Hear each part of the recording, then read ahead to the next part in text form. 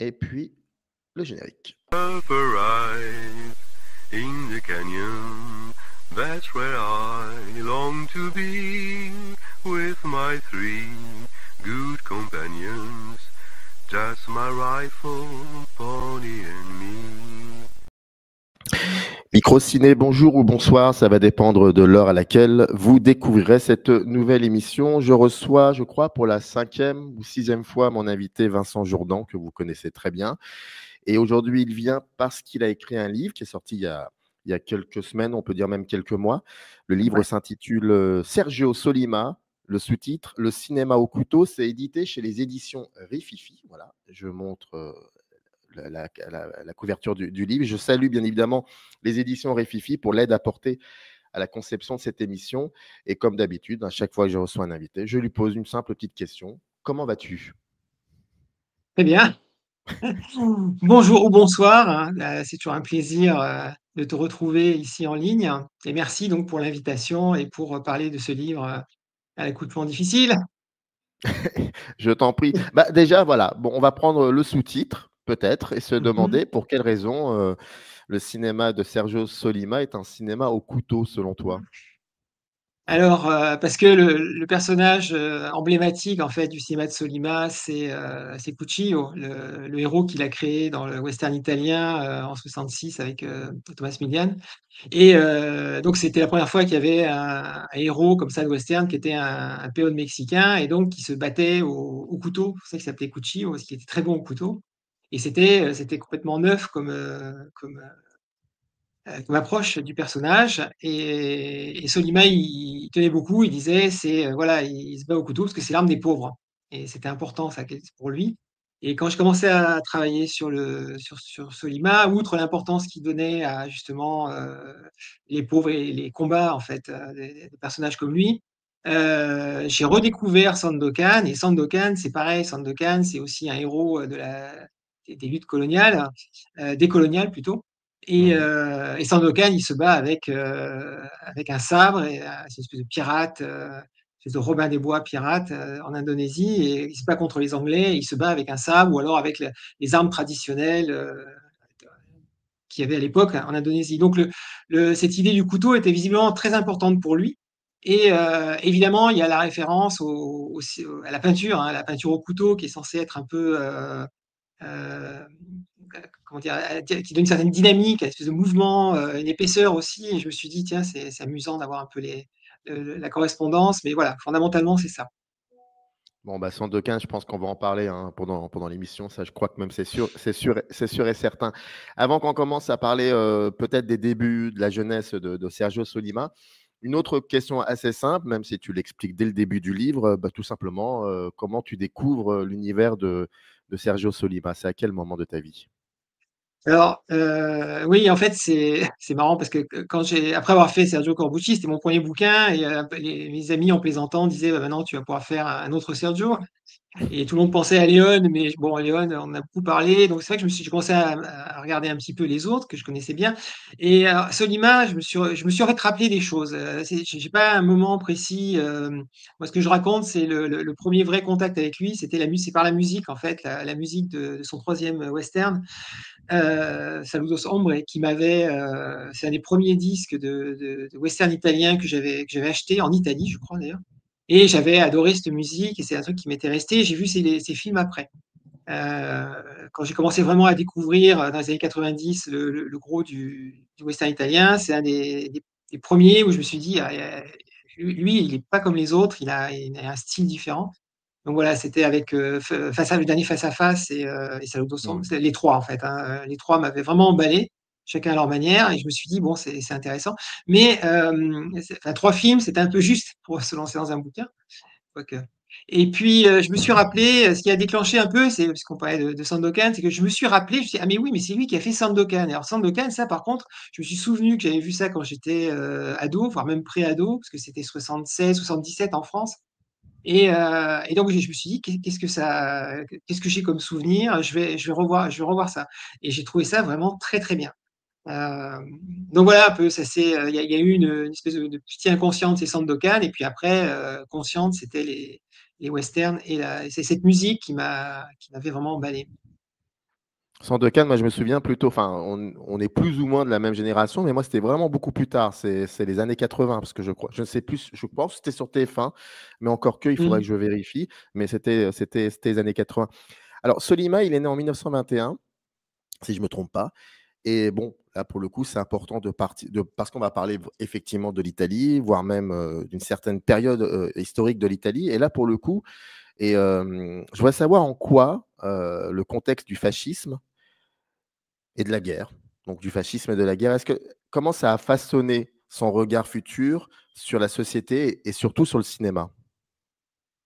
Oui, alors c'est vrai que cette histoire de date souvent, enfin, c'est pas qu'on me reproche, mais on dit: «Ah oui, tu donnes les dates comme ça fait un peu annuaire», je sais pas. Mais, c'est vrai que c'est dans le cadre de la génération des Italiens, je pense que c'est valable pour d'autres pays, d'autres cinématographies, mais dans le cas des Italiens, il y a toute ce groupe, en fait, de cinéastes qui est né dans les années 20 et donc qui ont tous le même parcours avec des orientations un peu différentes, hein, Léone, Corbucci, mais Fellini, Elio Petri, voilà, tous, ils sont très nombreux à avoir été enfants et adolescents, c'est à s'être construits dans une période qui était, extrêmement verrouillée et où tout le monde était embrigadé, dès l'école, il fallait faire un salut fasciste, il fallait qu'ils Mmh. s'habillent, enfin voilà, si on a vu certains films, je pense toujours à Marcord par exemple, qui raconte ça très bien, mais il y a tous les films, voilà et donc ça a forcément nourri toute cette génération dans leur cinéma.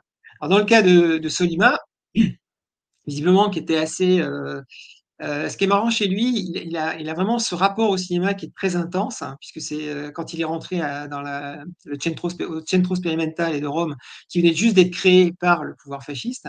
Il était un des plus jeunes étudiants et je crois même qu'il avait une dérogation parce qu'il avait, 18 ans ou tout juste 18 ans.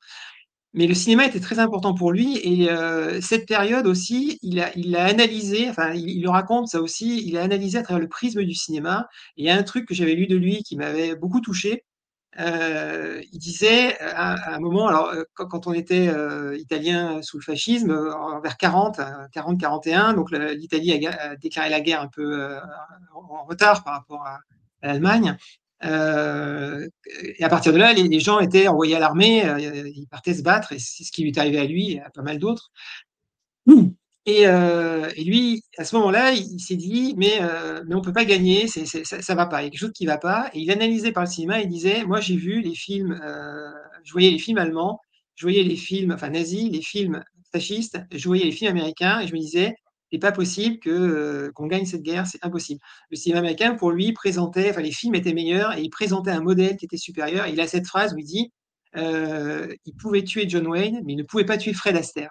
C'est-à-dire pour lui, il y avait une espèce il dégageait quelque chose des films qu'il voyait, il avait une façon de les lire qui faisait que pour lui, le bon combat, c'était les alliés, quoi et ça l'a amené, vraiment à prendre position finalement. Ça aussi, c'est un truc très important chez lui. C'est-à-dire, il s'est dit: «Bon, en gros, c'est qu'est-ce que je fais?» Alors il est parti à l'armée, là aussi toujours d'après ce qu'il raconte, en fait, il paraît qu'il était très mauvais soldat et il était sur le front grec, je crois en Yougoslavie par là-bas. Donc ça a pas duré longtemps, il est revenu et en 43 quand Mussolini a été viré, il a fallu, faire des choix et c'est là qu'il a fait ce type de choix et ça aussi encore une fois, voilà, il le raconte, ce sont des films qui l'ont amené en fait à faire des choix politiques si on veut. Et il s'est construit en grande partie à travers ça. En tout cas, c'est la manière dont moi je l'ai perçu et dont il le raconte et moi ce qui m'a touché, c'est que je me sens assez proche de ça. Ça me rappelle toujours ce que disait Truffaut. Il disait, «Moi j'aime le cinéma et que le cinéma parce qu'avec le cinéma on peut partir sur tout». Et chez lui, il y a un petit peu ce côté-là. Voilà. Je sais pas si ça répond entièrement à la question? Entièrement, et d'ailleurs, et pour le coup, je vais juste, rouvrir une petite parenthèse. Je vois très bien ce que tu veux dire, pour le coup, par rapport à John Wayne et Fred Astaire. Hem, il est vrai que John Wayne, à ses mo c'était le héros type américain, mais qui, comment dire, ne mourait pas forcément tout le temps. C'était très, très rare c'est très rare de voir John Wayne mourir aussi dans le cinéma américain. Mais est-ce que tu pourrais développer ça par rapport à ce qu'il disait sur John Wayne et Fred Astaire? Je vois un peu où tu veux en venir, mais ça je pense que et puis ça dit aussi beaucoup de choses de ce que tu écris dans le livre. Donc, juste développer ça, cet aspect-là, parce que je trouve que c'est fondamental. Parce que Fred Astaire, c'est une forme de mouvement, c'est la dynamique, c'est autre chose, et John Wayne, c'est plutôt quelqu'un de très monolithique, si je peux m'exprimer ainsi. Oui, alors il faut peut-être nuancer un peu ça parce qu'il se trouve que dans les années, alors sur John Wayne, c'est intéressant parce que, lui qui était donc, en Italie fasciste où il y avait donc, non seulement une censure, mais à partir de fin 41 quand l'Italie déclare la guerre aux États-Unis, il y a plus de films. Alors, il y a une chose, je reviens légèrement là-dessus, sur la période où il a été aussi dans cette école, ça on en reparlera peut-être, mais c'était une école assez incroyable quand on lit quand on rentre un peu dans le détail de cette histoire, c'est que celui qui s'est occupé de cette histoire, qui était un fasciste montain, c'était aussi d'abord, il était encore plus cinéphile et amoureux du cinéma que fasciste. Et donc, il a pris des enseignants qui n'étaient pas forcément d'accord avec lui, donc qui pouvaient être antifascistes. Et notamment, alors ça aussi, c'est Soliman le raconte, un des principaux enseignants là-dedans, c'était un type qui était complètement antifasciste, d'ailleurs proche des communistes à l'époque. Bon, je suppose qu'il devait être discret. Et dans le feuilleton qu'il a fait beaucoup plus tard, Solima, où il raconte justement cette période-là, il montre que ce gars-là, il leur montrait des films qui étaient interdits, comme Le Cuirassé Potemkin ou La Grande Illusion, typiquement, qui était censuré en Italie et en Allemagne. Et il y a une très belle scène dans ce film que, a priori, il a dû la vivre à peu près de manière équivalente, où il lui fait une séance privée où ils regardent ensemble La Grande Illusion et ils se disent aussi, voilà, c'est là, c'est quelque chose de juste dans ce film. Donc ça les et c'est vrai, moi je me souviens, moi je suis touché parce que c'est vrai que si je reviens à la période, enfin, où j'étais très, je voyais énormément de films quand j'étais, voilà, adolescent ou je commençais à être jeune homme. Hem, je sais pas comment j'ai eu, enfin, je sais pas trop quel degré de conscience politique j'ai, mais il y a beaucoup de films comme ça qui ont été très importants pour moi pour me faire une idée finalement avoir une idée en fait de l'humanité, si on veut, enfin, je sais pas comment le dire, sans que ce soit un peu Mmh. pompeux, mais c'est ça, quoi. Moi, je me souviens, La Grande Illusion, c'est quelque chose, ouais, qui me parle énormément. Je me reconnais dans l'humanisme de ce film, au-delà de, de Renoir, mais ça serait un autre sujet. Alors, pour en revenir à l'histoire de John Wayne, la première chose qu'il faut savoir, c'est que d'une part, donc, c'est étonnant qu'il ait réussi à voir certains films de John Wayne à l'époque. Donc, je sais pas sur lesquels il se basait, mais dans les années de guerre, Wayne, c'est pas enrôlé. C'est une histoire un peu complexe, mais il a continué à tourner. Et dans certains de ses films, à cette époque-là, il mourait plus souvent que ce qu'on a dit. Dans les années J'en 30? ai Tu vu. veux dire dans les années Non, 30 non, dans les plutôt? années 40. Dans les années Ah 40. d'accord. Alors autant Par pour moi. exemple, non, non, mais c'est pas connu parce que c'est pas des films qu'on connaît, c'est des films plus mineurs. Par exemple, dans Les Naufrageurs du mer du Sud, il se noie, Oui. il se suicide plus ou moins dans Le Réveil de la sorcière rouge. J'en ai vu un il y a pas longtemps que je connaissais pas, c'est un film de guerre, un peu de propagande, mais c'est pareil, il meurt à la fin, héroïquement, mais il meurt, enfin, il mourait quand même. Mais c'est comme tu dis, voilà, c'était quand même déjà une des images de l'Amérique héroïque, si on veut, du type qui allait se battre et qui éventuellement mourrait, se sacrifiait. Mais Fred Astaire, c'était au-delà, parce que comme tu disais, Fred Astaire, c'est le mouvement, mais c'est la grâce, c'est l'élégance, et c'est aussi vraiment l'humanité. Dans ces films, c'est le type le plus adorable du monde. On ne peut pas imaginer un type comme Fred Astaire faire quelque chose de négatif. Donc, il représente en fait une espèce d'idéal humain qui se traduit à travers sa danse. Sa danse, il est toujours, il est une espèce de perfection. Je sais pas quoi. Si, ouais, c'est ça. Enfin, c'est incroyable, Fred Astaire, tous les films des années 30, quoi. C'est un espèce d'idéal, un idéal humain. Voilà. Moi, je le dirais comme ça. Et je pense que c'est ça qu'il voyait. Euh, je sais pas, après, il parle de certains films. Il aimait beaucoup les films il aimait beaucoup Vidor, il aimait beaucoup Chaplin. Chaplin aussi, c'est ça. C'est vraiment l'humanité, le personnage humain dans toute sa splendeur, quoi, qui Mmh. essaie toujours de se battre pour sa dignité, pour les plus faibles, hein, le Kid, les Lumières de la ville, tout ça. Voilà. Je pense que c'était ça aussi, hein. C'est ça qu'il voyait dans ces cinéastes qu'il adorait, américains, et dont effectivement il n'y avait pas l'équivalent, il ne pouvait pas y avoir l'équivalent. Ça, je pense qu'il avait bien compris, hein, quelles que soient les qualités. Alors, le cinéma fasciste, nazi, on le connaît très mal, mais je pense pas qu'il y avait des trucs. Je pense que c'était pas possible de faire un film humain, c'est pas possible. Et le cinéma fasciste, qui est un peu plus complexe, c'est pareil, c'est pas des, il y a peu de films, ou alors c'est des films qui, comme je pense au premier film de Visconti, hein, Obsession, et qui est passé par la bande, hein, et aussi qui a une histoire assez complexe qui fait que oui, là on pouvait arriver à faire passer quelque chose. Mais sinon, c'était pas, voilà, les téléphonies Bianchi, c'était un univers artificiel dans lequel on sentait Ouais. bien que c'était de la propagande, quoi. Et Voilà. est-ce que c'est son amour pour le cinéma américain? Parce qu'il faut savoir que, Sollima avant de faire du théâtre, avant de faire des films, il y a aussi son rapport à l'écriture, mais l'écriture pas scénaristique. Je parle de l'écriture dans la critique de cinéma, dans l'analyse. Et est-ce que c'était une continuité logique, finalement, selon toi, pour qu'il, un moment, se pose et qu'il écrive sur le cinéma américain? Et est-ce que ça a eu vraiment un effet important plus tard dans son parcours intellectuel? Alors je pense que oui. Hem, En fait, ce bouquin est assez étonnant parce que donc c'est le premier livre, en Italie sur le sujet. Ça raconte 50 ans de cinéma américain. Alors comme je l'explique, Avant avant enfin, comme je Tavernier avant Tavernier et bien Courson. avant Tavernier. Mais ils se recoupaient à certains endroits. Alors ce qui est très intéressant, c'est qu'il a aussi, moi ce qui m'a marqué quand j'ai su qu'il avait fait ce bouquin, je voulais le lire évidemment pour comprendre, justement ce qui m'intéressait. Je me suis dit: «Mais dedans, il y a sûrement des clés pour comprendre, son cinéma», ou en tout cas qui et effectivement, il y en a certaines. Il y a cette dimension, humaine, humaniste.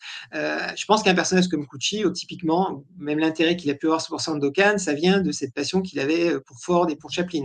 Chaplin en particulier. Enfin, c'est vraiment un personnage chaplinesque, le personnage qui est joué par Thomas Milian, je trouve, même dans sa gestuelle. Et d'ailleurs, Milian plus tard a joué une parodie, Providence, hein, qui est un démarquage de Chaplin.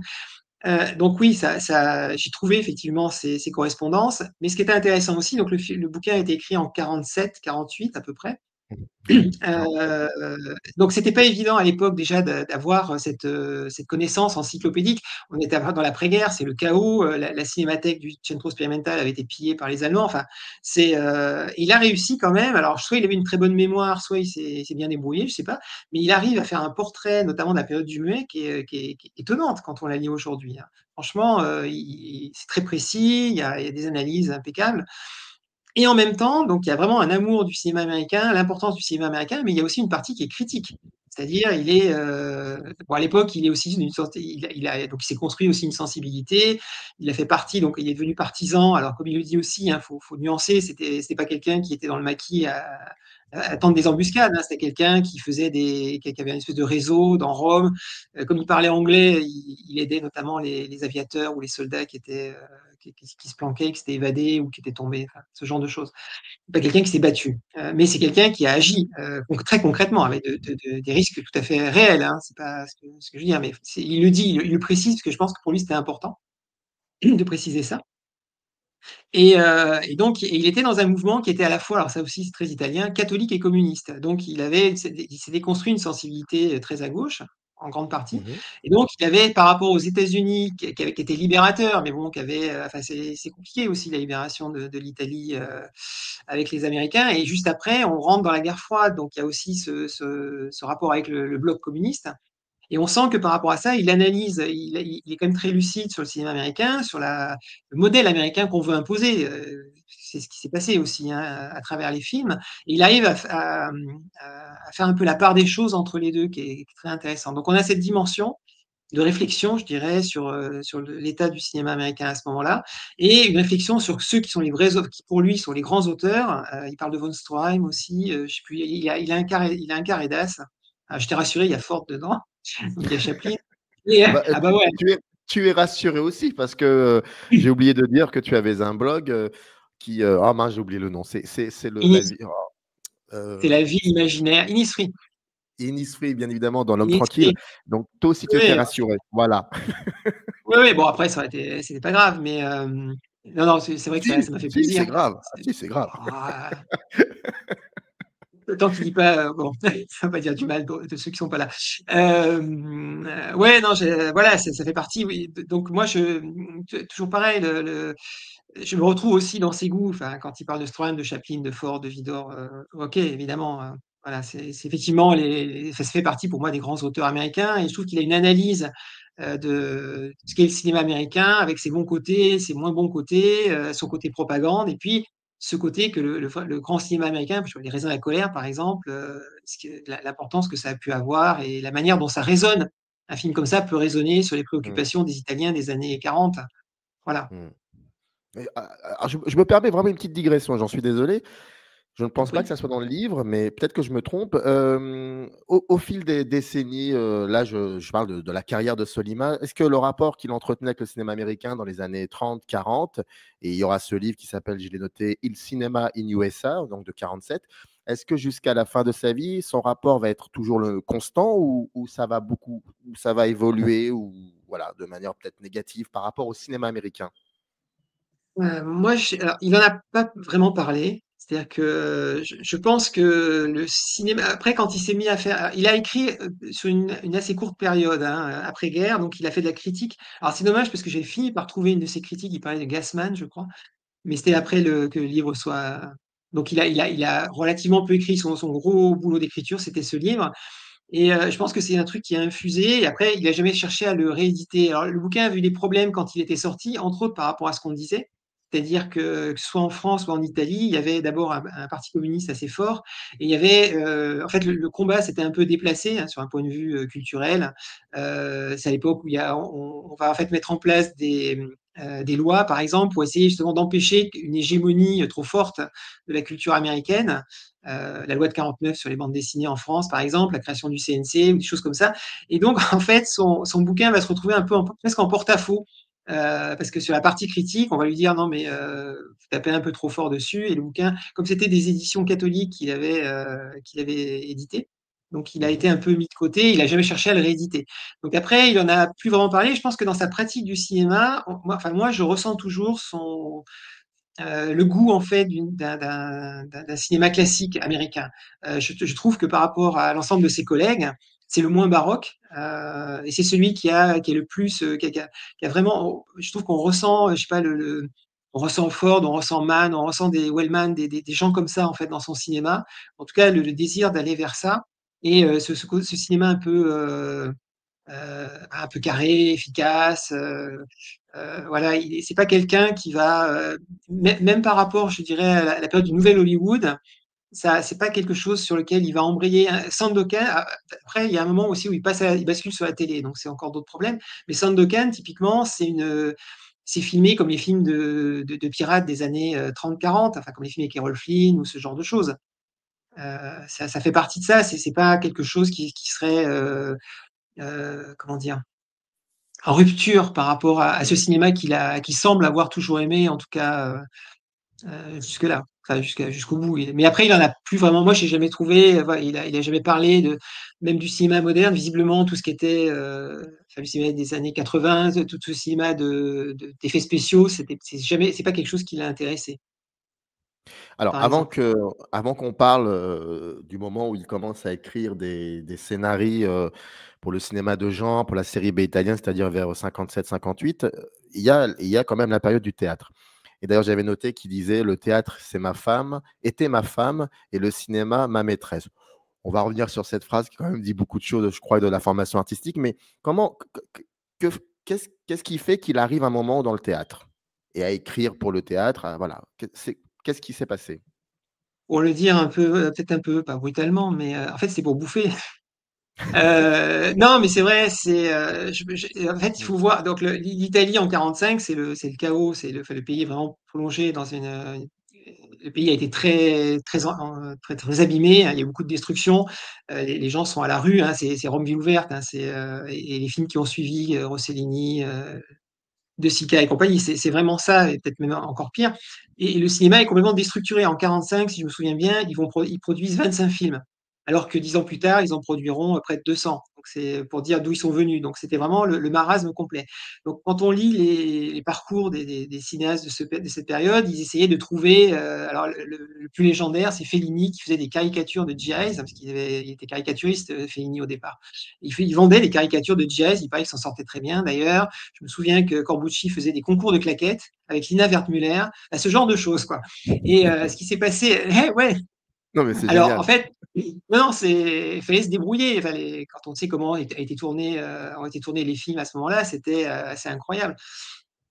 Et alors, dans le cas de Solima, c'est un peu ça. C'est-à-dire qu'en fait, alors, c'est un peu plus complexe. C'est-à-dire que quand il est arrivé à Rome à la fin des années 30, enfin, quand il s'est installé dans Rome pour suivre les fameux cours, il a pénétré la vie, la vie artistique, culturelle de la ville, et il s'est fait des amitiés. Et ses premières amitiés étaient plutôt du côté du théâtre. Et c'est comme ça. Donc, il s'est intéressé à ce moment-là presque autant au théâtre qu'au cinéma, mais il écrivait pas particulièrement. Et juste après la guerre, alors il est retombé sur son ami. Alors évidemment, j'aurais dû le noter parce que je sais pas si tu as retenu le nom. Euh, Bon, j'ai pas le nom en tête. Il rencontre un de ses amis de cette période et qui lui dit, mais alors, il essayait de placer des scénarios. Hein, il était reparti vraiment sur le cinéma. Ça marchait pas du tout, et il lui a dit, mais pourquoi tu écrirais pas pour le théâtre? Et ce sont parce que lui cet ami avait commencé à bosser dans le théâtre, ça marchait pas mal. Il y avait beaucoup de la vie théâtrale s'est a vite repris dans Rome. Et donc, Solima est parti là-dessus. Il a écrit L'Uomo con il fucile, qui est une espèce de tragicomédie, qui est une histoire de partisans, dans lesquels a débuté Nino Manfredi. Et cette pièce a eu du succès. Ils ont été sélectionnés pour aller représenter l'Italie dans un concours, enfin une fête internationale qui avait lieu à Prague. C'était les journées de la jeunesse. Donc c'était un truc organisé par le pouvoir communiste, hein. Mais il y avait des troupes de théâtre de toute l'Europe qui venaient pour célébrer la jeunesse et la nouvelle fraternité des nations. Donc c'était assez généreux. Et donc sa pièce y est allée, je crois même qu'ils ont eu un prix. Donc il raconte aussi un voyage assez extraordinaire. Et donc voilà, c'est ce qu'il a lancé en fait, c'est cette pièce et le prix qu'il a eu, ça a fonctionné. Donc il est revenu et il a dit bon bah je mets le cinéma de côté. Enfin pas tout à fait, mais il a dit je verrai moins souvent ma maîtresse et je vais m'établir. Je vais faire bouillir la marmite, hein, concrètement. Donc, il a monté Mm. plusieurs troupes, il a dirigé des théâtres, il a joué un peu de partout. Et ça, c'est ce qui lui a permis, dans les années 50, petit à petit, de revenir vers le cinéma. Parce qu'il est revenu au cinéma grâce au succès qu'il avait eu au théâtre. Alors, je crois que c'est Leopoldo Trieste. Léopoldo Trieste, voilà, merci. Voilà. Mais encore une petite question sur ces pièces de théâtre. Ce qu'il écrit, ce que ces pièces disent finalement de l'Italie, est-ce que ça va se retrouver plus tard dans les films qu'il va faire? Alors, il y a pas énormément il n'a pas laissé de texte vraiment. Alors, ce qu'il faisait, l'Uomo col fucile, et oui, enfin, il y a quelques éléments. C'est un groupe de partisans qui a capturé un soldat allemand, et ils savent pas trop quoi en faire. Enfin, c'est ce que j'ai compris de l'histoire, hein. Donc, il y a des éléments comiques et il y a des éléments dramatiques. Donc on est déjà sur les problématiques. Enfin, il essaie de parler de son expérience en fait, des histoires qu'on lui a racontées et ce qu'il a vécu lui-même comme partisan. Et déjà, avec cette histoire de qu'est-ce qu'on va faire de ce prisonnier, c'est déjà le problème du choix. C'est un truc qui est central dans son œuvre, la question du choix. À un moment, il faut faire des choix. Comment on fait les choix? Comment on dégage une morale en fait dans ces choix, quand on est pris dans des situations où les choses sont pas faciles, pour des tas de raisons. Ça, c'est un truc qui l'a toujours beaucoup intéressé, je trouve. Donc ça, c'est une chose. Alors après, moi, de ce que j'ai lu, je sais que par exemple, il y en a une qui s'appelle Apocalypse à Capri, où il va parler, en fait, c'est une espèce de satire sur les riches, les nouveaux riches, hein. On est en 50, c'est une pièce 51 ou 52. Donc déjà, il va rentrer en fait dans la période de ce qu'on appelle le boom économique, c'est-à-dire assez rapidement, bon, l'Italie va se redresser. Évidemment, bon, ça a été beaucoup raconté, notamment par la comédie italienne, hein. Il y a ceux qui en ont profité et puis ceux qui sont restés sur le carreau, ce qui provoquera, bon, évidemment, les crises successives dans les années 60 qui mènera, c'est une continuité, hein, ça amènera aux années de plomb et ainsi de suite. Mais voilà, et déjà, Apocalypse, ce que j'ai compris de cette pièce-là, c'est qu'il parlait déjà de ça. Il se moquait, c'était une satire des riches. Et ça, c'est un truc qu'on retrouve dans certains de ses films. Il n'a jamais été tendre avec les puissants, et ça, c'était déjà dedans. Après, souvent, en fait, ce qu'il faisait, c'était des pièces qui étaient, ils appelaient ça cette espèce de revue. Donc, c'était des extraits de pièces. Donc, il y avait aussi bien du Cocteau, des auteurs russes. Il aimait bien les Russes, visiblement. Il y avait du Molière, il y avait un peu de vaudeville, il y avait des fois des séquences musicales. Donc voilà, c'est plutôt des choses un peu espèce de patchwork musicaux qui ressemblent beaucoup effectivement à un sous-genre italien de l'époque qui s'appelle le musicarello, qui était une espèce de, moi je le compare pour les Français à ce que faisaient les branquignoles. Mm. C'est-à-dire, c'est une espèce de, voilà, les Banquignoles de Robert Derry. Il y avait des numéros comiques, des numéros chantés, il y avait une vague intrigue et ça faisait une espèce de spectacle. C'est des choses que Fellini a montré beaucoup, ça. Alors, Vincent, tu sais, je suis désolé de te le dire ainsi, mais toi et moi, nous sommes un peu des boomers. Donc, tu me dis Robert Derry, moi, je sais c'est la belle américaine, c'est tout ça, mais Eh oui. j'ai quelques abonnés qui sont un peu plus jeunes que nous, je l'avoue. Pardon, si tu Tu veux que pouvais j'explique? juste un peu, comme pour qu'on comprenne mieux le rapport avec Solima et Branquignol. Oui. Alors, les Branquignoles, c'est une troupe d'amis en fait, hein, qui ont monté des spectacles juste après la guerre. C'est assez équivalent, mais en France, ils ont monté donc des revues. Alors alors Derry après il est devenu donc metteur en scène et son premier film s'appelle Branquignol. En fait, c'est plus ou moins le spectacle filmé. C'est pas un très grand film. Après, effectivement, ses films les plus célèbres, c'est La Belle Américaine en 61 et ensuite Le Petit Baigneur en 67. Et Avec Louis de Funès. Avec Louis de alors voilà, Funès, parce ouais. que chez les Branquignols, on a des gens comme Jacqueline Maillan et on a Louis de Funès qui a démarré. Il est dans les Branquignols, il joue un policier qui enquête.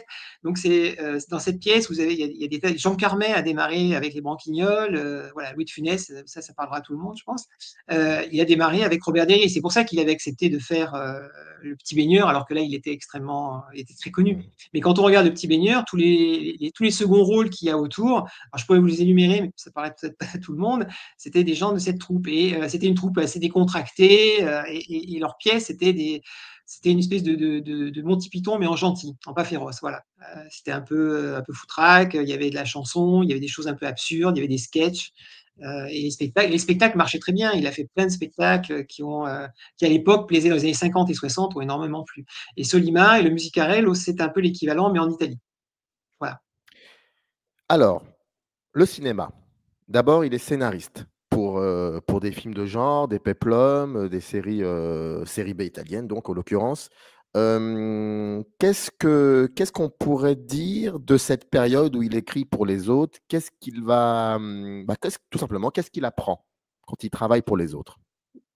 Moi, je pense qu'il a appris à se réinsérer dans le milieu. Alors, il avait fait une tentative qui est intéressante. Alors, il est compliqué de savoir ce qu'il a fait vraiment dedans. C'est un film qui s'appelle Persiane et Chiuse et Les volets clos en français, qui est un film qui était destiné, je crois, à Comencini. Alors, il avait écrit avec un de ses amis, puis finalement, ça s'est pas fait. C'était un truc sur la prostitution, c'était un sujet assez dur.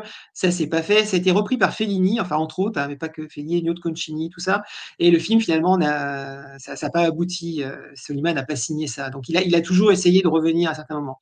Donc, avec le Musicarello, il a été engagé pour écrire des scénarios. Donc, je pense ça l'a permis de se remettre dans le circuit et petit à petit de passer donc de sa femme à sa maîtresse, c'est-à-dire d'un moment donné, finalement, c'est un peu péjoratif. On a l'impression qu'il voulait dire par là que c'était un peu le truc alimentaire, la sécurité, la femme.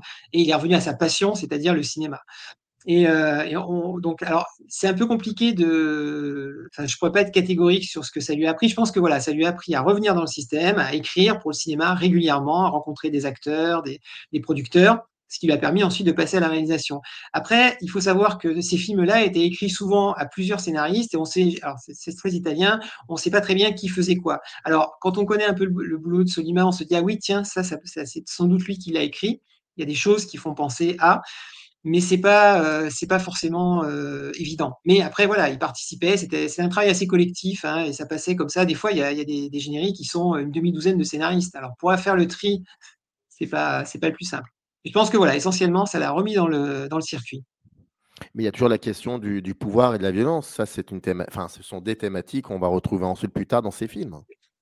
Alors oui, pour les péplums notamment, mais c'est pas propre à ce qu'il a pu écrire lui. C'est-à-dire que c'est vrai que dans les siens, ça y est, il y en a un notamment où je me suis dit: «Là, il y a des trucs qu'il a écrits», où notamment il y a une réplique qui est, en version originale, c'est une réplique de La Grande Illusion. Donc j'ai supposé que ça pouvait être un de ses apports. Mais le péplum, d'une manière beaucoup plus large, c'était déjà une métaphore pour les cinéastes italiens, c'était une métaphore de ce qui s'était passé 15 ans avant. C'est toujours des histoires de pouvoir autoritaire qui éliminent le roi ou la reine et qui réduisent en esclavage le peuple ou une partie du peuple. Et il y a toujours un héros qui arrive à les motiver et ils vont chasser. Donc, enfin, la métaphore est limpide, hein, ça parle, et beaucoup de péplums parlent de ça. Pas seulement ceux écrits par Solima, même s'il en a écrit une dizaine. Alors, si je me trompe pas, son premier film, c'est une participation à un film à sketch qui s'appelait L'amore Oui, difficile en 1962. Bon, voilà. alors j'ai deux questions à te poser. La première, c'est que dans cette, comment on disait à l'époque, dans ce premier segment, dans ce volet, dans ce segment, je ne vais pas dire court métrage, mais dans ce segment, est-ce que toi qui as travaillé sur l'ensemble de la filmographie de Solima, est-ce que tout de suite, on voit déjà le style en devenir de Solima? Et la deuxième question, Solima, dans les années 60, Donc c'est-à-dire, dans ce mouvement des jeunes cinéastes italiens des années 60, où est-ce qu'il se situe? Alors, pour répondre à la première question, pour être honnête, alors c'est compliqué parce qu'en fait, c'est un film que j'ai vu, après avoir vu pas mal de films de lui.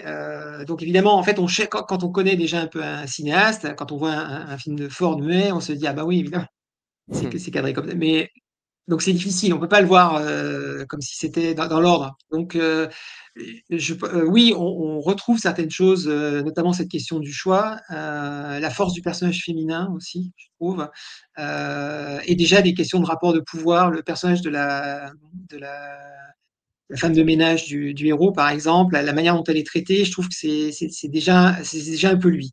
Heu Après, au-delà, ça serait quand même un peu hasardeux de dire, voilà, moi je pense qu'on peut pas aller beaucoup plus loin, quoi. C'était vraiment un premier essai. Il y a beaucoup de films à sketch à l'époque et il s'est fait un peu les dents là-dessus. C'est un très bon travail et il y a déjà alors ce qu'on peut dire quand même, c'est qu'il y a déjà ce goût pour une mise en scène très claire, très posée.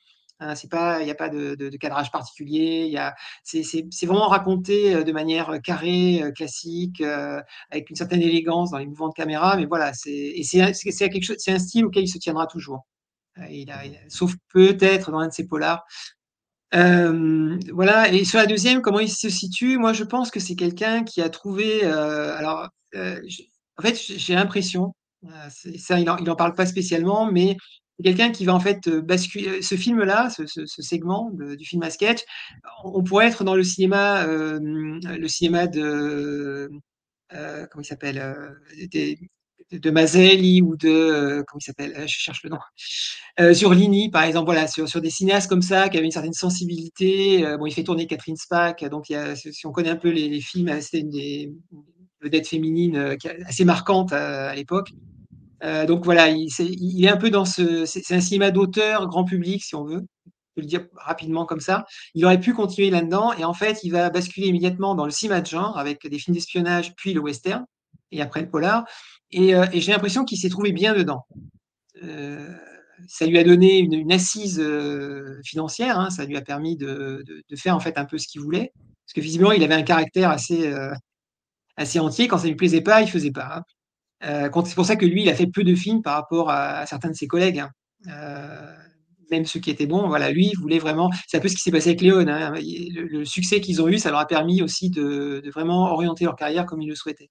Et donc il s'est retrouvé, un des, ténors du cinéma de genre, de cette période-là. Et est-ce qu'il y a toujours des aspects, politiques que l'on pouvait trouver un tout petit peu, ne serait-ce que dans ce que tu racontes au niveau de son rapport à la Seconde Guerre mondiale, le rapport au fascisme, ses rares écrits, théâtraux, voire même, les quelques films d'espionnage. Est-ce que ça commence à s'affirmer de plus en plus l'aspect politique dans son cinéma? Oui, je pense que s'il s'est trouvé bien dans le cinéma de genre, c'est aussi parce qu'il a pu, exprimer ce qu'il voulait, tout en pratiquant, alors ça, c'est un truc que j'aime beaucoup aussi. Il a pu, c'est quelqu'un qui aimait tourner, comme Corbucci, comme Léone. Ils aimaient être sur le plateau et ils aimaient, alors chez lui, en plus, il y a une dimension, c'est quelqu'un qui aimait voyager et il adorait, se déplacer, aller dans des nouveaux décors et cetera. Bon, ça, c'était un truc qui lui plaisait beaucoup. Donc il avait ce plaisir du cinéma, très concret, hein, du tournage.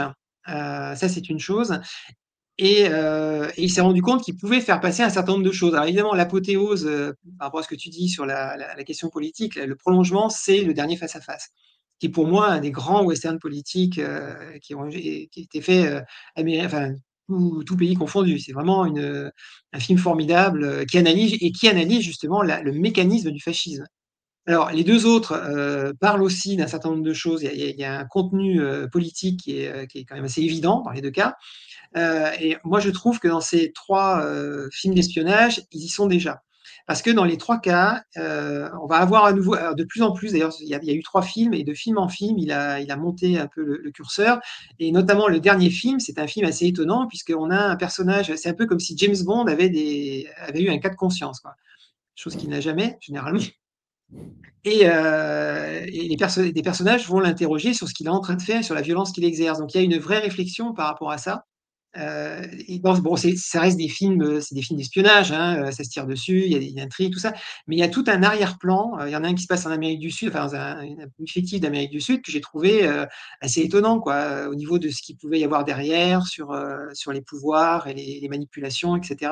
Donc, il a un arrière-plan politique déjà qui est très intéressant, je trouve. Qu'est-ce qui fait qu'il va aller vers le western et puis surtout comment il va se différencier, du mastodonte qui était Sergio Leone à l'époque, qui arrive aussi qui ouvre quelque chose avec cette nouvelle vague du western et lui, comment il fait Sollima pour affirmer une personnalité vraiment différente? Alors, le western, ce qu'il faut voir, il faut bien comprendre les mécanismes de production à l'époque. C'est-à-dire que les Italiens fonctionnaient par filon. Quand il y avait un truc qui marchait, ils creusaient. Et donc, il y a cette période de 4-5 ans où l'espionnage fonctionne très bien. Donc, il va faire un des films les plus, avec l'agent 3S3, un des films les plus qui a le mieux marché. Donc, on lui a fait faire deux autres. Et puis, après, le western, en fait, va prendre le pas sur l'Eurospy. Et donc, assez naturellement, on va lui proposer un western. Et lui, évidemment, ça l'intéresse parce que ça correspond, ça correspond aussi à ce lien qu'il a avec le cinéma américain. Et il a envie, ça, il le dit à plusieurs reprises, je pense qu'il a envie de se coltiner avec le genre, le cinéma américain par excellence, hein. Comme disait, c'est Coursodon, non? Ou Tavernier, je ne sais plus. Je crois que c'était Euh, Tavernier, mais bon, c'est on nous le c'est un dira dans le de, commentaire. Voilà, comme disait Eastwood, il n'y a que deux arts typiquement américains, le western et le jazz. Donc je pense qu'il y a, comme chez Léon, il y avait cette envie, et chez Corbucci aussi d'une certaine manière, il y avait cette envie d'aller sur ce terrain qui était aussi le cinéma de leur enfance et qui les avait fait rêver, qui était la soupape, hein, quand ils étaient voilà, les héros de western, c'était ce qui leur permettait d'oublier le quotidien des années fascistes. Donc ça, c'était un truc Mmh. important. Donc voilà, et il a une opportunité. D'ailleurs, Léon va l'aider, parce qu'il était copain avec Léon. Léon va l'aider en fait à faire son premier film, il va même lui prêter, enfin lui prêter, il va lui conseiller certains de ses comédiens. Il paraît même qu'après il lui faisait un peu la tête parce qu'il trouvait qu'avec Morricone ça s'était trop bien passé, il avait l'impression qu'il lui avait piqué, parce qu'ils vont très bien s'entendre avec Morricone et ils vont faire 5 films ensemble dans un autre style. Alors après, qu'est-ce qu'il a différencié? Moi je pense il y a vraiment le contenu politique, c'est-à-dire Léon c'est vraiment un formaliste. Léon, alors, avec le recul, il y a des choses évidemment qui affleurent, mais Léon, c'est vraiment quelqu'un qui a travaillé sur le western. C'est des westerns sur le western. On a parlé de postmodernisme pour lui. Voilà, c'est un peu Tarantino, si on veut, pour ceux qui l'aiment bien.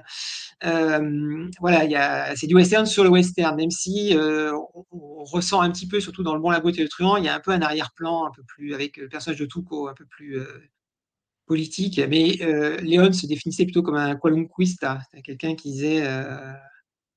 Ça l'intéressait pas tant que ça, en fait, hein. Chez Corbucci, il y a un côté plus baroque, il va chercher des choses plus formelles, c'est quelqu'un qui va s'amuser beaucoup plus avec l'image, avec aussi les limites, hein, avec ses westerns, avec Le Grand Silence, typiquement, il va jouer avec les limites. Et du coup, par rapport notamment au contenu politique, Corbucci racontait que quand un jour des mecs, des Allemands d'extrême gauche étaient venus le voir en lui disant on aime beaucoup tes films, ça serait bien que tu payes l'impôt révolutionnaire. Il a compris que c'était pas tout à fait ça qu'il avait en tête, quoi, que ça l'avait beaucoup inquiété, quoi. Ce qui ôte rien à la force de ses films, mais on a l'impression que c'est un peu malgré lui, en partie, ça l'a dépassé un petit peu, je pense, par rapport à ça. Chez Sollima, c'est plus réfléchi. Et d'ailleurs, assez rapidement, il va arrêter de faire des westerns quand le western change et devient plus parodique. Lui, ça l'intéresse pas. Et donc, il va vraiment privilégier le fond de ses films, sans sacrifier au spectacle, mais quand même, le fond est très important. Le dernier Face à Face, c'est quand même un film très. Euh, c'est sans doute le film le plus politique, enfin, qui a un discours le plus politique, le plus revendiqué, avec peut-être le film de Damiani, Ken Saab. Enfin, voilà, c'est vraiment au cœur du projet. C'est pas juste un élément en plus. C'est vraiment important. Donc, il y a Ouais, ce ça fond. ouais. Pardon? Non, dans Fatia, Oui, ce Faccia ce Faccia, c'est oui. c'est la confrontation entre le professeur et le Oui. bandit Et, ça, Voilà, et tu dis c'est en gros que c'est un l'intellectuel. laboratoire politique. C'est un laboratoire politique, quoi. Voilà, c'est l'intellectuel de gauche qui vient du Nord, qui refuse la violence, qui se retrouve dans le Far West, il se retrouve à coquiner avec un bandit, donc Thomas Milian, qui lui, bon, bah, c'est un bandit et il tire d'abord, il discute après. Et en fait, chacun d'entre eux au contact de l'autre, va faire le chemin inverse. C'est-à-dire le bandit va faire il va voir cette problématique du choix. Il va faire un peu son éducation politique et se rendre compte en fait de ce que ces actes impliquent. Et donc, il va acquérir une véritable conscience morale, alors que l'intellectuel va se dire, mais finalement, avec la force, on peut résoudre plein de trucs, puis ça marche bien, et puis je vais le faire. Et enfin, c'était clair, Gian Maria Volonté, qui joue l'intellectuel, il a joué comme Mussolini, il s'était inspiré de Mussolini pour jouer le personnage. Et il y a un fameux discours, en fait, où il parle qui est quasiment le discours que Mussolini avait fait en 1926, en disant que le pouvoir fasciste assumait la violence. Donc voilà, c'est très intense quand même, et c'est très important dans le film. Ce qui est le cas de très très peu. Après, la plupart des autres westerns ne fonctionnent pas de cette manière-là. Donc il y a ça, et sur la forme, c'est comme je l'ai dit un peu au début, je trouve que c'est un des plus classiques, c'est-à-dire qu'il a une mise en scène très élégante. Alors comme il avait les moyens, parce qu'il y a des westerns qui souffrent un peu de leur manque de moyens, de côté série B, mais dans tous ceux qui ont eu un peu de moyens, il y a ceux qui sont partis un peu vers le baroque, il y a un peu, il y en a où on sent qu'il y a des choses qui intéressent plus que d'autres, mais chez Solima, il y a une qualité. Moi, je me souviens, Colorado, les premières scènes, moi, j'avais l'impression de voir du Anthony Mann, quoi. La manière de filmer le paysage, les cadres, les mouvements de caméra, tout ça, il y a une élégance, en fait. Voilà, on revient à Fred Astaire, il y a une élégance, en fait, de la mise en scène, et il est quasiment un des seuls à avoir ça. Ça ne veut pas dire que les autres ne sont pas bien, mais c'est autre chose. Voilà, chez lui, Alors, ce qui le différencie, pour moi, c'est ça. Alors, je ne parle pas de la forme, hein, et comme on a un peu parlé de cinéma américain au début de cette émission, parce qu'il y a tout un chapitre, sur 3 westerns importants de Sollima, si je ne me trompe pas. Il y a la Reza Deli Conti en 66, il y a Faccia en 67 et il y a Koli Uomo Koli en 68. Est-ce que dans le questionnement politique, hein, je ne parle vraiment pas de la forme, parce que je n'ai pas envie que tu m'insultes, est-ce qu'il y a est-ce qu'il y a des connexions avec Peckinpah? Euh, non, j'ai pas l'impression. Non. Je crois pas je me souviens pas qu'il ait parlé de Peckinpah. Je pense que c'est pas du tout les mêmes Mmh. préoccupations. Chez Peckinpah, il y a, Dans les alors, films, hein, d'abord, oui, oui, pas oui, oui, oui. l'orientation Mais politique des 2 personnages, hein, que je non, non. pense que c'est Au niveau, complètement opposé à mon avis. non, non, non, sur la forme, c'est ok. On reste sur le fond. Sur le fond, je pense que Peckinpah réfléchissait. C'est un Américain, il parlait de l'Amérique. Solima, c'est un Italien, il parle de l'Italie. Voilà. Et il parle de son engagement, de son expérience. Je ne saurais pas exactement. Il faudrait que je réfléchisse avant de définir comment Oui, Peckinpah c'était pas envisageait. prévu cette question. C'est vrai que je Non, l'avais non, non, absolument mais pas prévu c'est et très c'est pour ça intéressant que parce que à l'époque, enfin, surtout à partir de la. Mais ceci dit, quand Peckinpah fait La Horde sauvage, ça y est, Solima, il a fini. Mais bon, je sais il y a eu des rapports entre Peckinpah et Léon, notamment parce qu'ils avaient même des projets ensemble. Bon, je sais que Howard Hawks détestait Peckinpah. Enfin, beaucoup de gens se définissaient par rapport notamment à l'ordre sauvage. Mais voilà, il avait fini ses westerns, Solima. Moi, je pense que c'est vraiment, c'est difficile d'analyser. Alors, on pourrait peut-être parler. euh, moi, je pense que c'est vraiment une question culturelle, quoi. Il y en a un qui parle de l'Amérique et de la violence américaine. Il a besoin d'exorciser un truc qu'il y a dans la violence américaine.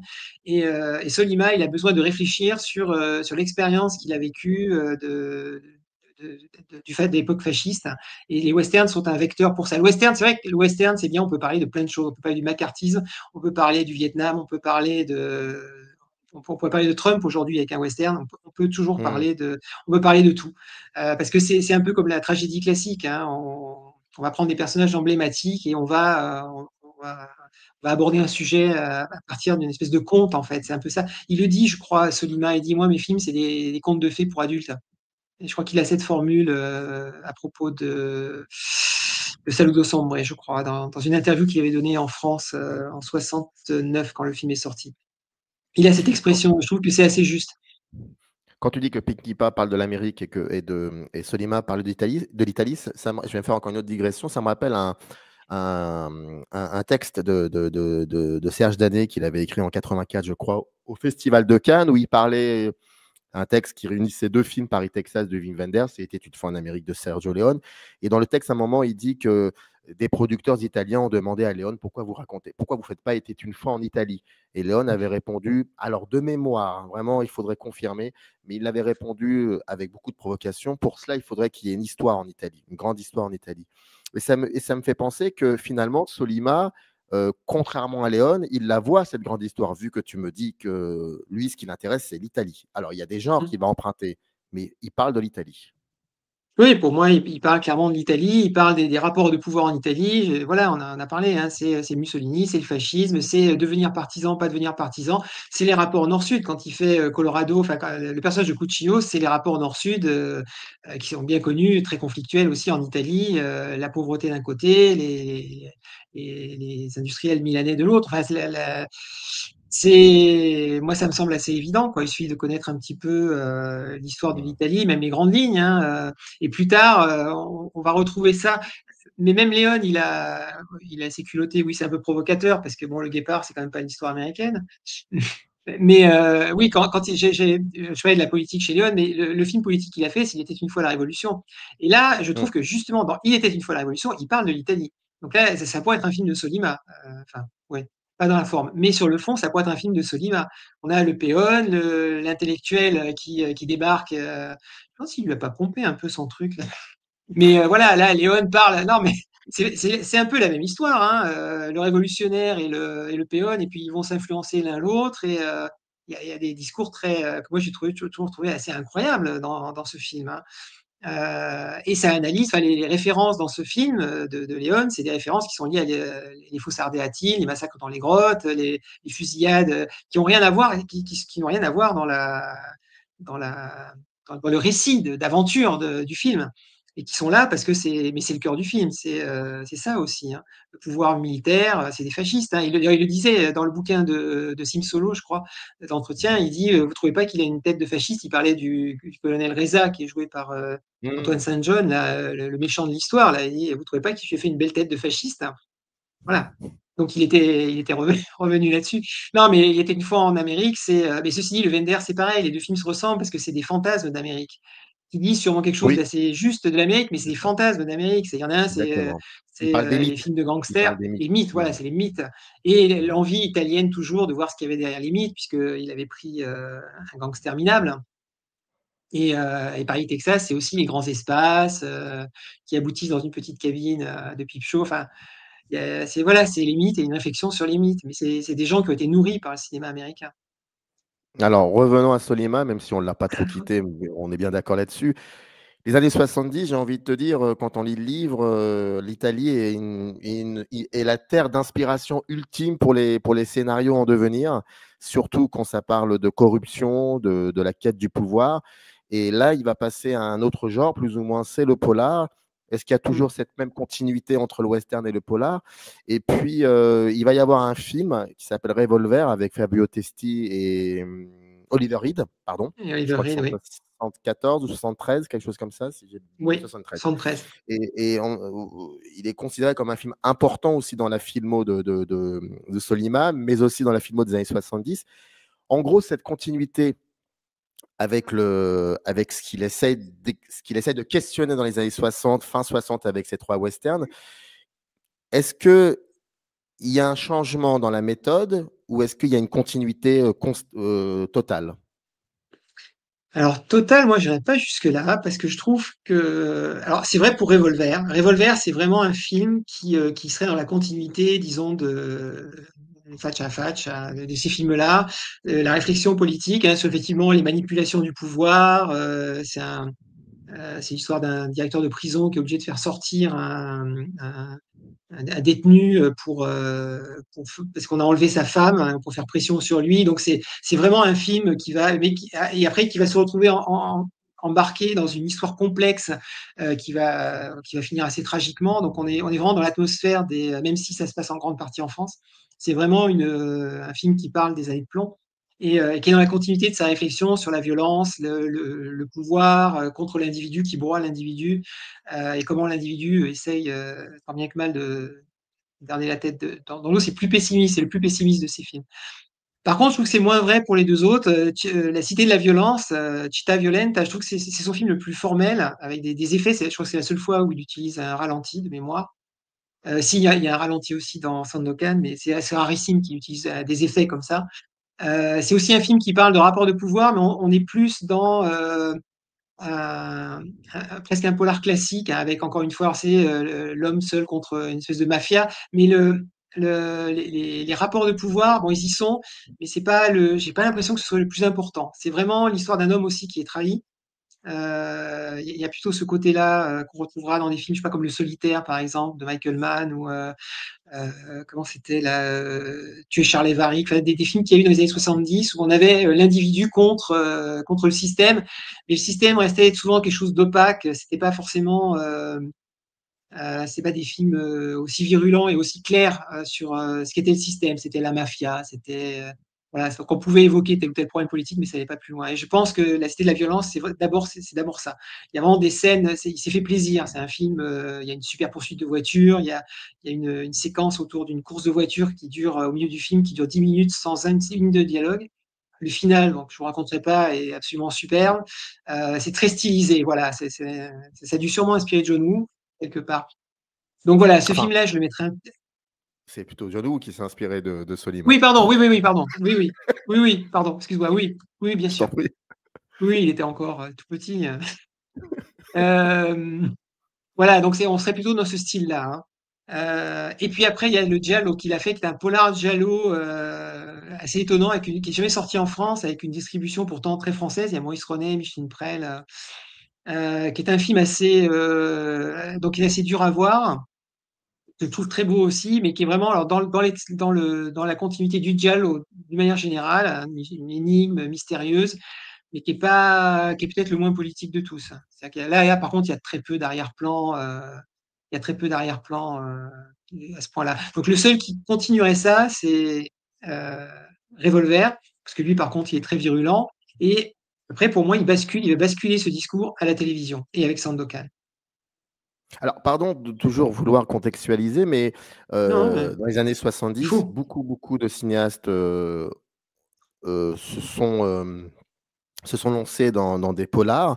Et je voudrais savoir comment les quelques films de Sollima dialoguaient avec d'autres cinéastes du polar italien comme Damiano Damiani, Di Leo. Comment était ce dialogue? Alors justement, il y a deux choses qu'il faut voir. Les films de Damiani, par exemple, comme La mafia fait la loi ou Seul contre la mafia, sont des films ancrés dans l'actualité italienne, quasiment immédiate, hein. C'est Mmh. inspiré de la littérature, d'affaires. Donc ça parle de l'Italie, c'est des films qui sont faits en Italie, en Sicile, films de Rosi, tout ça. Donc c'est des films ancrés dans la réalité italienne du moment. C'est pas le cas de La Cité de la violence, hein, qui est un film qui se passe après en Amérique.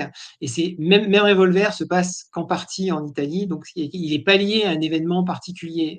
C'est plutôt une atmosphère. Donc y a pas ce lien quasiment organique. Et après ce qu'on appelle le poliziotesco qui va débarquer à partir de 72-73. Donc Revolver, j'ai l'impression qu'il est à part dans le genre. Je sais qu'on a. En plus, c'est un film qui n'a pas du tout marché, contrairement aux polars majeurs de cette période. Les films de Steno, les films de, comment il s'appelait, Ercoli, les films qui s'appelaient La police a les mains liées, La police ne peut pas tirer, Enquête sur un juge, ce genre de choses. C'est des films ils sont très différents. Ces films sur le fond et sur la forme, ils sont vraiment très différents. Les autres sont vraiment des films d'action, d'abord des films d'action, les films de Castellari par exemple, et qui vont injecter de manière très virulente l'arrière-plan de cette période, c'est-à-dire les enlèvements, la violence urbaine, la violence politique, qu'elle soit d'extrême droite ou d'extrême gauche, les attentats, la corruption, c'est un truc qui revient.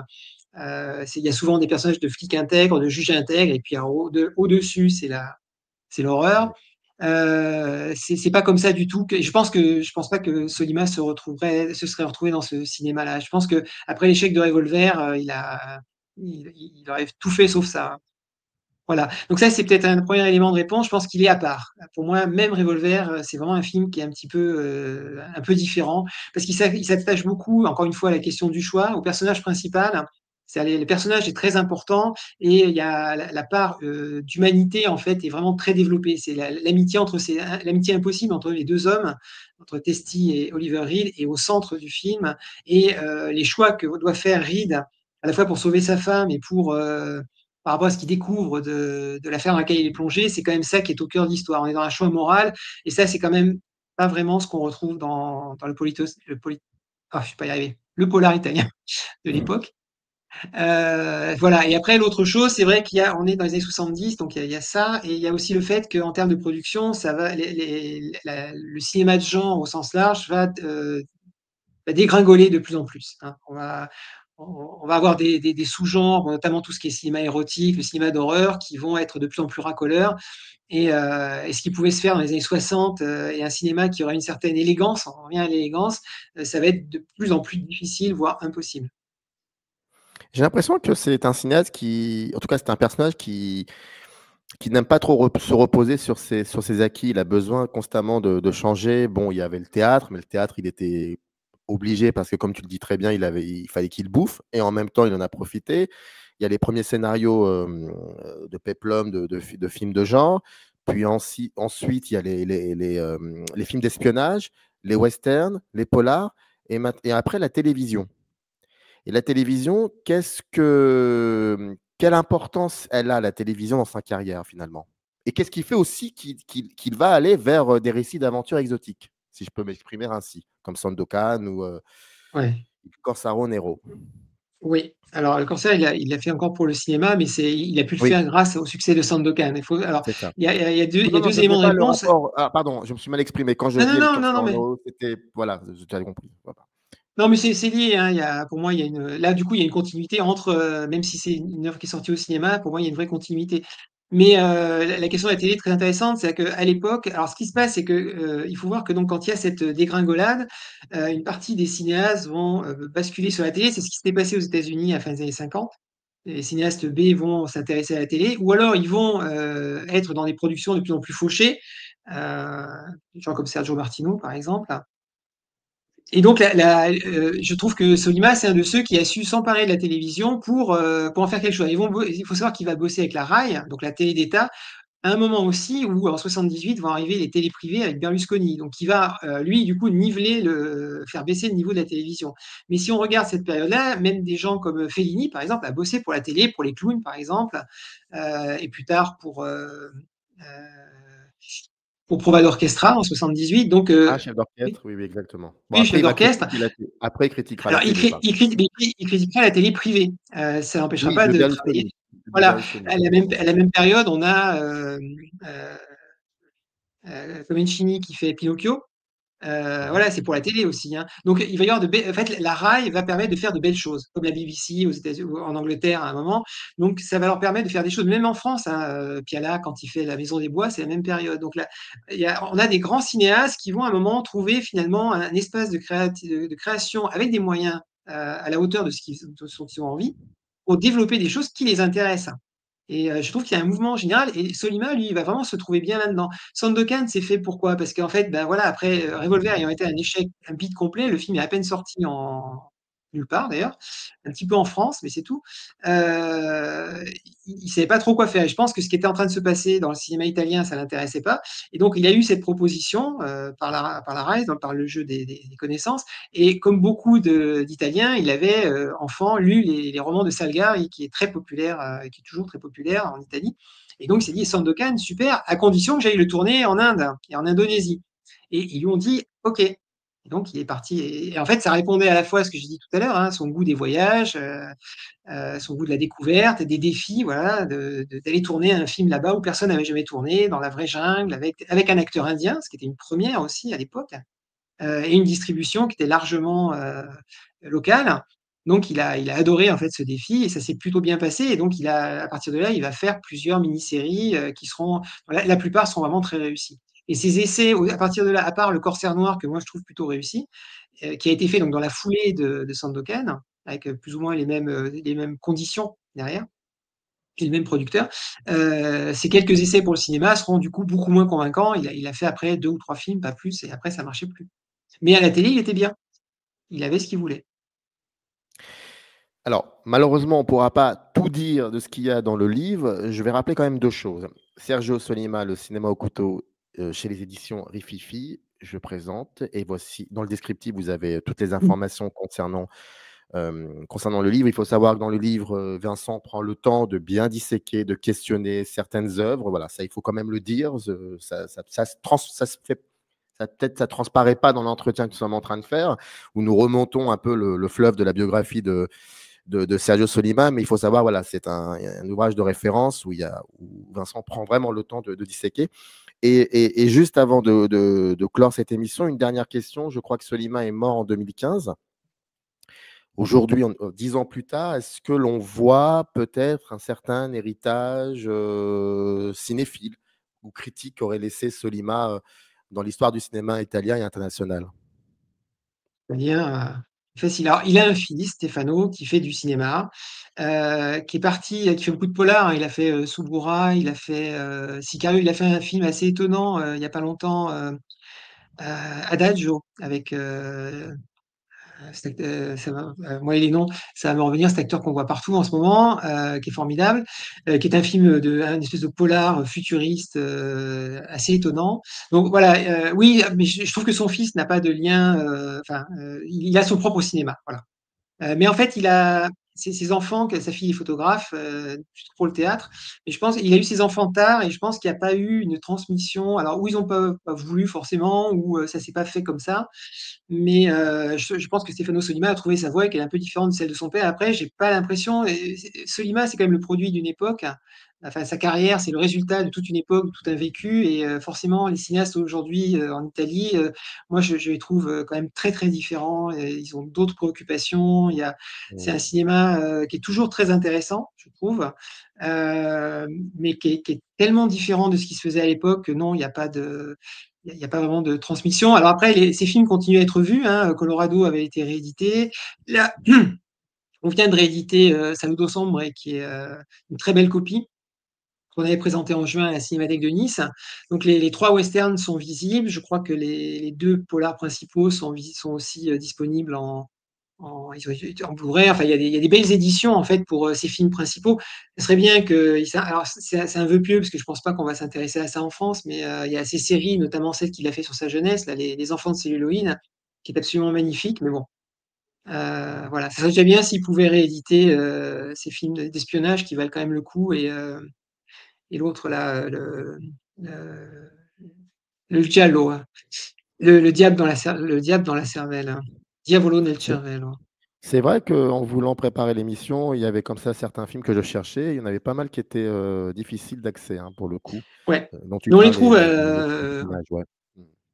et on les trouve, hein, c'est pas, mais on les trouve, ils mériteraient en fait d'être un peu, enfin, d'avoir un Mais meilleur peut-être, habillage. hein. Mmh. Alors, je suis Voilà. persuadé Bon, que ça va arriver. On est tout le on est tous les oui, ans, on est surpris par le nombre de films incroyables et qu'on découvre qui aussi parfois, ressortent. donc Oui, oui, oui, ça, qui ressortent. Et ça se fait. Adagio, c'est avec Pier Francesco Favino. Voilà, Favino, hein, Favino, je connais que lui. Oui, Favino, oui, on ne connaît que lui. il y a Sergio lui. Solima, oui, pardon? Non, non, non, oui, il est formidable dans ce film. Sergio Solima, Le cinéma au couteau, c'est édité chez les éditions Rififi. Dans le descriptif de cette émission, vous avez le lien qui renvoie à la page dédiée sur le site des éditions Rififi au livre de Vincent Jourdan.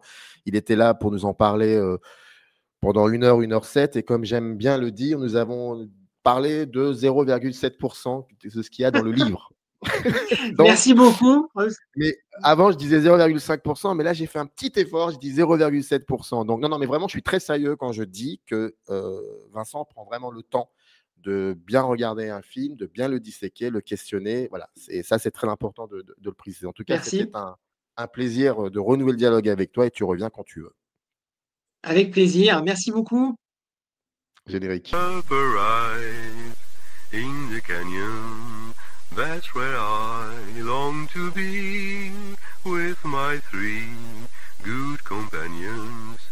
Just my rifle, pony and me. Et je